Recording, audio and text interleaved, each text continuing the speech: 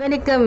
Alexander Cunningham Britain நாட்டின் London நகரில் கவிஞரான ஆலம் கன்னிங்ஹாமின் மகனாக 1814 ஜனவரி 23 பிறந்தவர் அலெக்சாண்டர் கன்னிங்ஹாம். இவர் லண்டனில் உள்ள பல பள்ளிகள் மற்றும் கல்லூரிகளில் தொழில்நுட்ப கல்வி படித்து தனது 19வது வயதிலேயே இந்திய பிரிட்டிஷ் ராணுவத்தில் பெங்கால் இன்ஜினியர்ஸ் பிரிவில் சேர்ந்து பஞ்சாபில் 2 பாலங்களையும் கட்டினார்.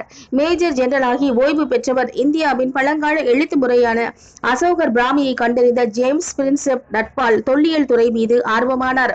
இந்தியாவில் தொல்லியல் துறையை துவக்கும்படி 1840களில் பிரிட்டிஷ் அரசுக்கு பரிந்துரைத்தார்.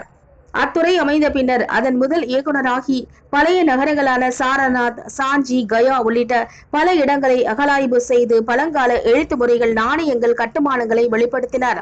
தன் ஆய்வு முடிவுகளை ஏன்ஷியன்ட் ஜியோகிராபி ஆஃப் இந்தியா என்ற நூலாக்கினார். புதைந்து கிடந்த இந்தியாவின் பழைய வரலாற்றை தோண்டி எடுத்தவர். தனது 89வது வயதில் 1893 நவம்பர் 28 மறைந்தார்.